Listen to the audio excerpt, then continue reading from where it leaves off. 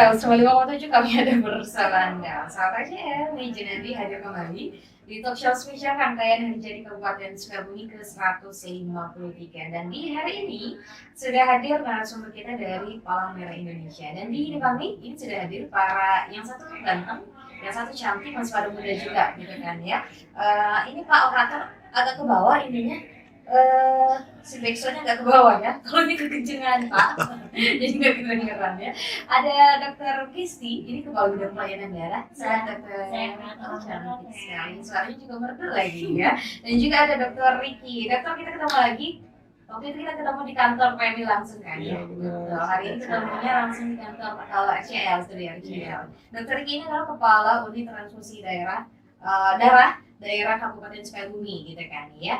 Dan hadir hari ini itu dari Palang Merah Indonesia, sahabat ya. Langsung aja pengen ngobrol sama Dokter Isti, karena kalau sama Dokter itu udah pernah ngobrol dok. Jadi kayaknya udah nanti dulu sama Dokter Isti dulu. Pengen tanya nih dokter, kalau PMI sebenarnya orang udah pasti paham ya, kalau PMI itu pasti berbau dengan kegiatan donor darah gitu kan ya. Tapi kalau untuk rangkaian Hari Jadi Kabupaten Sukabumi ke-153 ini, peran PMI itu sendiri dalam rangkaian HJKS itu apa diketahui? Ya, untuk tahun ini sih sebenarnya seperti memang tahun-tahun lalu suka ada kegiatan ya. Jadi yang pertama tuh kita menjadi tim medis di dalam rangkaian kegiatan Hari Jadi Sukabumi ya. Jadi kan bisa jadi tim kesehatan pada saat polling ataupun pada saat kegiatan-kegiatan. Nah, yang kedua adalah yang spesial yang tahun kemarin belum ada, itu adalah kegiatan donor darah. Jadi nanti rencananya tanggal 14 Agustus akan diadakan kegiatan donor darah, tepatnya di PMI Kabupaten Sukabumi dengan target darahnya nih sesuai dengan hari jadinya, yaitu 153 kantong darah. Cantik gitu ya. Jadi sesuai dengan angka tahun kita di hari jadi tahun ini gitu kan ya. Jadi targetnya pun 153 kantong. Betul. Ya.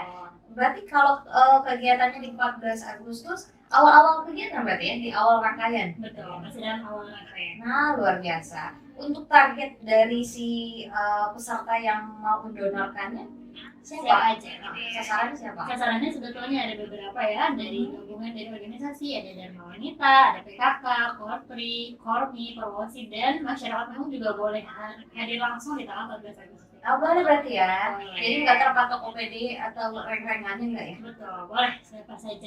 Dalam rangka menggembirakan juga ya, maksudnya dalam rangka hari jadi ini, jadi kita tidak hanya kegiatan kita juga ternyata ada kegiatan sosialnya gitu, dengan kita memberi darah kita, atau juga kita memberi kepada pasien-pasien yang butuh. Nah, betul. Karena memang kalau donor darah itu masuk dalam kegiatan sosial juga ya dok ya. Betul. Tapi mungkin yang jadi pertanyaan masyarakat, takut gak sih donor darah? Biasanya kan orang tuh takutnya jarumnya gitu ya. Jadi orang tuh pikirin, aduh jarumnya besar, udah takut, karena kayaknya kita tuh setiap ke dokter ya, kalau saya aja pasien-pasien tuh anak tuh kalau kita udah lihat kita donor ya udah nangis dulu kan, gara-gara saya jangan ke dokter nanti disuntik gitu kan. Jadi akibatnya mungkin si trauma-trauma masih kecil tuh ke bawah sampai udah gede gitu ya. Takut jarum padahal sebetulnya dia nggak lebih sakit dibandingin disuntik infus gitu. Misalnya dikasih infus, sebenarnya karena kan sistemnya itu kan kita disuntik, lalu aliran darah itu akan mengalir sendiri ke dalam kantung darah. Jadi kan kalau disuntik itu kan ada obat yang dimasukin kan. Jadi rasa-rasa kayak kadang terasa perih gitu ya. Tapi kalau donor darah ya udah dimasukin dia, kayak darahnya ngalir sendiri. Dan angka ditambah rasa bahagia ketika kita bisa memberi kepada orang, jadi insya Allah sih rasa nyerinya itu akan hilang gitu kan, tergantikan dengan rasa kebahagiaan yang telah kita kasih buat orang.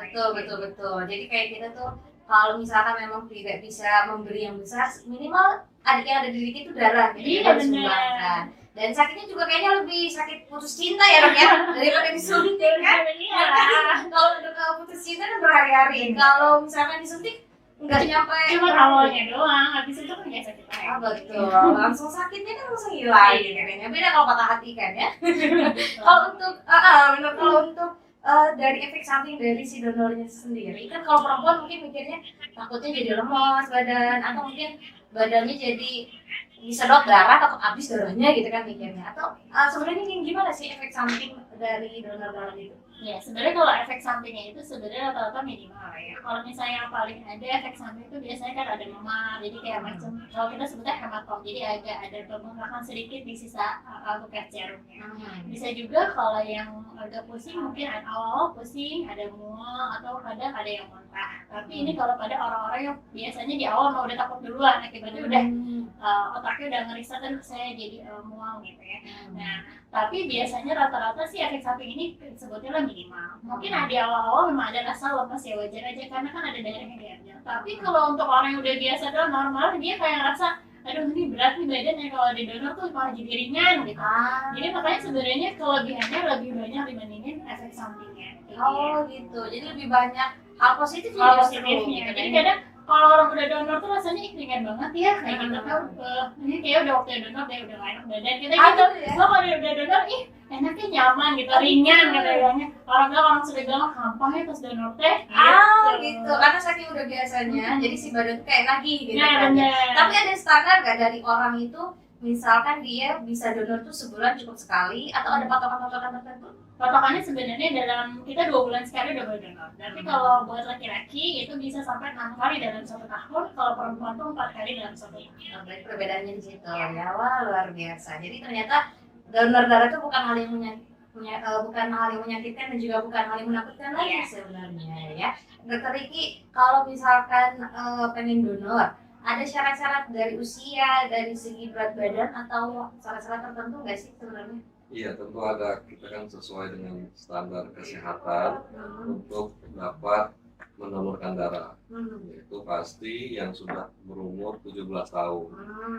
Karena produksi darah yang di umur 17 itu sudah bisa diambil sebagai donor.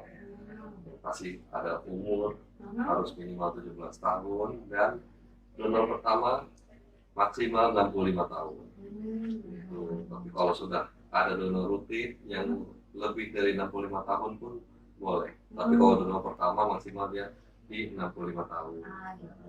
Juga kita punya standar, ya pasti dia harus memenuhi standar-standar kesehatan.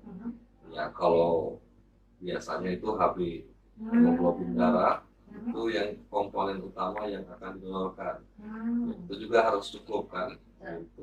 Bukan harus cukup saja, tapi cukup untuk didonorkan. Kadang ada HB yang cukup untuk dirinya sendiri, tapi belum cukup untuk bisa donor darah. Itu pasti kita cek semua, mulai dari tensi darah harus cukup dan tidak boleh terlalu tinggi. Berat badan juga minimal itu 45 kilo. Kalau berat badan belum cukup juga belum bisa donor. Jadi pasti kita pastikan bahwa si pendonor ini kita seleksi, kita periksa sesuai dengan standar kesehatan yang diperlukan untuk menjadi pendonor darah. Betul sekali. Nah ini yang harus diketahui sama masyarakat. Ada screening ya dokter ya? Sebelum diambil darahnya itu ada screening dulu. Nggak serta-merta sahabat RCL kalau kalian datang ke PMI langsung disedot darahnya, enggak. Beda kayaknya mau kalau nyamuk nggak dilihat orangnya gitu kan, dia langsung sedot. Tapi kalau proses donor darah itu memang ada screening dulu gitu kan, ada pemeriksaannya dulu gitu kan ya. Kalau misalkan ibu hamil juga berarti nggak boleh ya? Benar, kalau untuk perempuan terutama itu untuk menstruasi, apalagi menstruasi yang hari-hari pertama, ibu hamil dan ibu menyusui di usia menyusui eksklusif, yaitu 0 sampai 6 bulan balita, itu belum boleh donor. Jadi itu juga di PM ini untuk masyarakat bisa sekalian screening kesehatan terutama ya. Jadi kalau yang rutin donor darah itu kan pasti dicek rutin kesehatannya per 2 bulan. Jadi nggak perlu nunggu sakit, nggak perlu nunggu keluhan. Kita cek semua kesehatannya. Itu juga bisa sekalian buat kontrol kesehatan diri sendiri. Betul sekali. Hitung-hitung periksa gratis ya. Periksa gratis benar. Periksa gratis hitung gitu kan ya. Dan balik lagi ke kegiatan donor darah PMI di rangkaian hari jadi. Nanti registrasi yang harus ditempuh untuk masyarakat yang mau datang itu seperti apa? Nanti dijawab Dokter Gesti ataupun Dokter Riki. Selain satu ini, sahabat RCL jangan kemana-mana. Kita istirahat dulu sebentar. Tetap di 95,7 kami ada bersama. RCL 95,7 kami ada bersama Anda. Balik lagi nih Junandi Sahabat Kecil Talk Show spesial rangkaian Hari Jadi Kabupaten Sukabumi ke 153 tahun. Dengan narasumber kita hari ini dari Palang Merah Indonesia, ada Dr. Ricky, ini Kepala Unit Transfusi Darah, dan juga ada Dr. Desti, Kepala Bidang Pelayanan Darah, dokter ya. Kita lanjutkan lagi pembicaraan kita tadi yang sempat kepotong ya. Dr. Ricky, kalau misalkan registrasi mau donor darah itu ada syarat-syarat tertentu nggak sih? Kayak misalkan orangnya harus, kalau saya udah jelas lah ya, tapi dari postur tubuh harus bagus kah atau seperti apa? Terus kalau secara administrasi seperti apa registrasinya? Penampilan menarik. Tingginya harusnya 175 gitu kan ya, takut gitu kan? Enggak, itu dokternya sih. Oh ya. Ya sebenarnya yang tadi kan Kak Ricky udah sempat bilang ya, jadi umur di atas 17 tahun, berat badan di atas 45 tahun, kalau tinggi sebenarnya berapa aja, berarti beratnya di atas 45 gitu. Terus yang ketiga nanti dia lagi posisi tadi ya lagi sehat, terus nanti dia akan dilakukan pemeriksaan tekanan darah. Yang penting tensinya itu, kalau kan tensi itu ada dua ya, ada sistol dan diastol. Sistol itu misalnya gini, ada orang yang tensi 120 ke 80, nah sistol itu atasnya tadi 120, ya diastol itu 80 ke bawahnya. Nah kalau buat donor, nah boleh antara tensi 100 sampai 160 buat sistolnya. Jadi buat orang yang darah tinggi boleh juga buat donor darah, Boleh ya? boleh gitu. Dengan diastolnya tuh antara 70 sampai 100. Terus nanti juga dia nggak ada riwayat sakit, misalnya saya kayak sakit jantung, sakit paru ataupun sakit hepatitis. Dan persiapan lainnya adalah dia tidak meminum antibiotik ataupun obat pengencer darah sebelum kegiatan donor darah minimal 2 hari. Jadi yang pasti sehat dulu dong. Kalau dia makan minum antibiotik itu berarti udah pasti dia lagi ada sakit infeksi ya. Jadi intinya ya tadi sehat gitu. Terus nanti gimana sih caranya kalau kita udah nyampe ke PMI ngapain gitu kan? Yang pertama nanti akan ngisi dulu namanya ngisi formulir donor darah. Nanti di situ kita bakal ngeceklis sendiri. Kita lagi sehat nggak? Ada pertanyaan, oh iya kita makan obat tidak gitu. Nanti ada pengisian seperti itu termasuk identitas diri. Nah nanti setelah mengisi formulir barulah langsung nanti ketemu dokternya sih, dokter di sana. Nanti di sana dicek ulang lagi sama dokternya, dicek tensi, ditanya-tanya terkait dengan apa yang pendonornya sudah tulis dalam formulir tadi. Nah, habis kata dokter, oke nih ACC nih tensinya bagus, dia juga nggak ada riwayat penyakit, lagi sehat, dan makan obat-obatan. Oke, kalau udah ACC dari situ, langsung selanjutnya adalah cek HB. Cek HB itu caranya akan diambil darah sedikit, seperti kita mau cek gula kan. Jadi diambil darah sedikit, di jari manis, nanti di situ kita lihat nilainya berapa. Kalau dari 12,5 sampai 17, berarti dia hasilnya normal, berarti boleh, maksudnya boleh buat donor. Tapi kalau di bawah 12,5 atau di atas 17 berarti ditolak, nggak bisa donor gitu. Nanti udah misalnya oke, HB udah ACC nih, lanjut ke proses pengambilan darahnya. Proses pengambilan darah itu berapa lama? Hanya 7 sampai 15 menit saja ya. Rata-rata sih sekitar 10 menit gitu. Jadi habis donor udah deh ngambil bingkisan. Oh, dikasih bingkisan ya? Bingkisan ya, oleh sedikit ya dari PMI gitu. Kalau dia sudah donor darah, udah deh habis itu pulang. Oh, gitu. Jadi prosesnya seperti itu aja. Jadi nggak lama ya? Nggak lama. Orang yang udah ketakutan dulu mikirnya setengah jam di donor darah. Habis ya darahnya kalau sampai setengah jam dong ya. Ternyata hanya 10 menit. 10 menit aja. Nggak lama gitu kan ya. Dan proses screeningnya pun oleh dokter ya? Iya, oleh dokter Oleh atau perawat yang kita jadi perawat yang terlatih. Nah itu, jadi memang oleh tenaga medis gitu kan ya, bukan orang-orang yang tidak terlatih, sahabat RCL ya. Dan tadi juga dokter Desti bilang kalau ada penyakit riwayat penyakit bawaan itu nggak boleh ya? Penyakit seperti tadi ya, jantung, paru-paru, dan hepatitis atau misalnya HIV yang gitu-gitu, tapi ya, kan nanti ada di pertanyaan dalam formulir tadi. Berarti memang pertanyaan untuk penyakit bawaannya ada di dalam formulir. Yap. Gitu kan ya. Luar biasa. Ternyata memang tidak seseram itu ya, dokter ya. Ternyata donor darah tuh nggak semenakutkan yang orang-orang pikir gitu ya kan ya. Tapi kalau misalkan misalnya ada orang yang masih 17 tahun gitu kan ya. Biasanya kan kalau 17 tahun masih sekolah ya dok ya. Itu boleh memang. Boleh, malah kadang kita dipanggil ke sekolah buat donor di sekolah. Jadi gitu. pokoknya minimal usia 17 tahun udah boleh donor, ya udah punya KTP kali ya. Betul, 17 tahun. betul. Jadi nanti kalau misalnya nanti dari misalnya yang dengar di sini ada dari sekolahnya pengen ngadain donor dari sekolah, boleh banget. Nanti boleh hubungi dari kita, nanti kita jadwalkan waktunya, tanggal berapa, yang pasti siapin dulu nih anak-anak yang di atas 17 tahun. Atau bahkan kita biasanya kita bikin sosialisasi dulu sebelum kegiatan donor. Jadi nanti anak-anak kan biasanya kan takut. Iya, Kalau cewek-cewek oh cewek kan lebih seksi. mau takut jarum gitu. Padahal nanti kita biasa sosialisasi dulu, kita kasih tahu ini loh manfaat donor, ini loh ini cukup kayak tadi lah. Teteh kan baru tahu kalau cuma sebentar doang kan. Kalau kita udah tahu manfaatnya juga ternyata banyak, kita bikin kita lebih sehat, kita jadi kedeteksi dari tadi kan kita awal udah cek kesehatan sendiri, berarti kita bakal tahu kita sehat atau enggak. Terus yang ketiga, kita juga terhindar dari penyakit jantung, stroke, dan penyakit pembuluh darah. Terus kita juga selain lebih sehat, itu juga salah satu manfaat donor juga mencegah kanker. Jadi benar-benar sih tidak hanya memberi, tapi juga ada manfaat yang kita rasakan untuk tubuh kita sendiri. Nah betul, jadi nggak cuma bermanfaat untuk orang lain, tapi untuk diri kita pun ada manfaatnya, ada dampak positifnya gitu kan. Jadi jangan takut lagi, ini juga buat aku sendiri. Betul, harus mau donor gitu kan ya. Tapi kalau misalkan kalau misalkan batasan untuk perempuan atau laki-laki itu kan tadi udah disebutkan gitu kan ya. Kalau misalkan berlebih, nanti dikasih tahu nggak sih sama pihak PMI-nya, ini tuh kamu udah terlalu sering donor gitu kan, ini nggak boleh. Jadi di sistem itu udah ada jadwal donornya atau belum. Jadi misalnya nanti kita lewat di komputer, nanti pas daftar, oh iya saya mau donor, misalnya nama saya udah boleh donor, udah. Nanti kita lihat di komputer, oh iya ini udah waktunya. Jadi di komputer ada tandanya yang mana udah waktu donor, yang mana yang belum. Gitu. Jadi memang dari pihak PMI pun diatur ya. Intensitasnya nggak sesering yang suka kita mentang-mentang lagi diet gitu kan ya. Kayak dokter yang bilang tadi bisa membakar kalori sebulan 3 kali atau 4 kali gitu. Enggak ya? Enggak ya?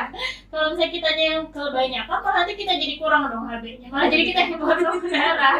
Jadi udah kurang kan? Iya, jadi memang udah secara penelitiannya itu selama 2 bulan sekali. Karena dengan seperti itu ketika kita mendonorkan darah, nanti akan terbentuklah darah-darah yang baru. Itulah makanya dikasih waktu selama 2 bulan. Wah, luar biasa. Jadi memang nggak ini ya, nggak apa namanya, tidak sembarangan dari pihak PMI pun ngasih sosialisasi dulu, ngasih peringatan lah, istilahnya diperingati juga gitu kan ya.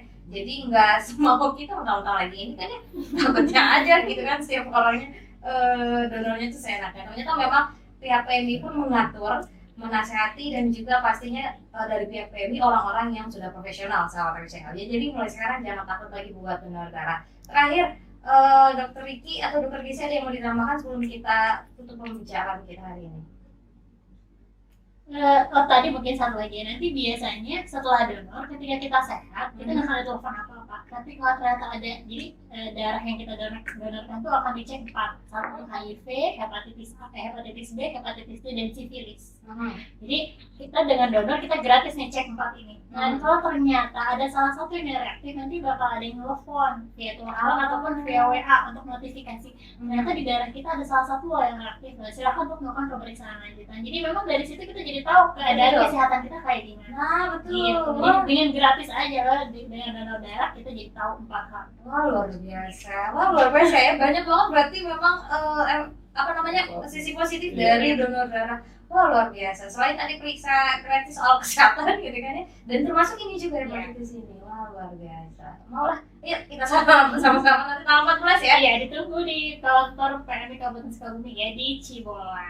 Cibola betul. Terus gedungnya juga baru nih sama RCL kan, ya lebih luas. Jadi kalian nggak akan sempit-sempitan, langsung datang ke sana. Tapi kalau selain tanggal 14 ini biasanya setiap hari buka nggak PMI? Kita buka dari setiap hari buat kegiatan donor darah dari jam 8 sampai jam 8 malam. Dari 8 pagi sampai 8 malam. Jadi setiap hari bisa ya? Setiap hari bisa. Kecuali misalnya tambahan mungkin kalau ada yang butuh darah kita buka 24 jam. Kalau untuk pelayanan darahnya ya. Tapi kalau untuk pelayanan donor hanya dari jam 8 pagi sampai jam 8 malam. Wah luar biasa. Itu tandanya 24 jam 7 hari PMI selalu hadir untuk masyarakat. Iya. Dokter Riki, ada gak ajakan buat masyarakat yang belum pernah dan masih takut donor darah di luar sana? Iya, yang jelas ketakutan itu akan segera terganti ketika kita sudah selesai donor darah. Terganti apa? Terganti dengan kesehatan, terganti dengan kebahagiaan karena kita sudah bisa memberi untuk orang yang membutuhkan. Itu rasanya yang sudah dirasakan bagi saya maupun semua yang sudah mendonorkan darah itu tidak akan sebanding dengan rasa kebahagiaannya tadi gitu. Jadi kalahkan takut sementara tadi untuk rasa yang lebih baik, yaitu kebahagiaan untuk berbagi untuk sesama. Ya mungkin saya tambahkan, banyak pasien selamat dan hidup karena Anda mendonorkan darah. Maka berikan darahmu, berikan plasmamu, bantu kehidupan, bantu sesama untuk Sukabumi yang lebih sehat. Jangan lupa untuk donor darah di kegiatan mobil-mobil unit kami di sekitar Anda. Kami siap diundang untuk acara-acara donor darah di tingkat apapun, baik itu pun desa, komunitas, kecamatan, apapun, sekolah juga gitu ya. Kami selalu siap untuk membuat kegiatan donor darah di lingkungan Anda. Dan kalaupun Anda ingin berdonor darah, jangan takut, kami selalu setiap hari, 7 hari dalam seminggu, kita selalu siap untuk menerima para pendonor darah di PMI Kabupaten Sukabumi. Wah, luar biasa. Jadi PMI itu hadir di tengah masyarakat untuk masyarakat 24 jam 7 hari, sahabat RCL. Ya, terima kasih Dr. Kesti dan juga Dr. Riki sudah mau meluangkan jauh-jauh dari Cibolang ke Pelabuhan gitu kan ya, untuk hadir memberikan wawasan dan juga membuka mindset masyarakat tentang donor darah itu tidak seseram itu. Lebih sakit putus cinta daripada disuntik donor darah, sahabat RCL ya. Jadi ayo datang ke PMI, donorkan darah kalian, bagikan plasma kalian, dan juga ingat ini tuh bagian dari kebaikan juga, karena ini bagian dari bidang kesosialan juga, sahabat RCL ya, kemanusiaan juga. Jadi kalau gitu yang bertugas menuju nanti, sahabat RCL, kita undur pamit beserta kru yang bertugas. RCL kami ada bersama Anda.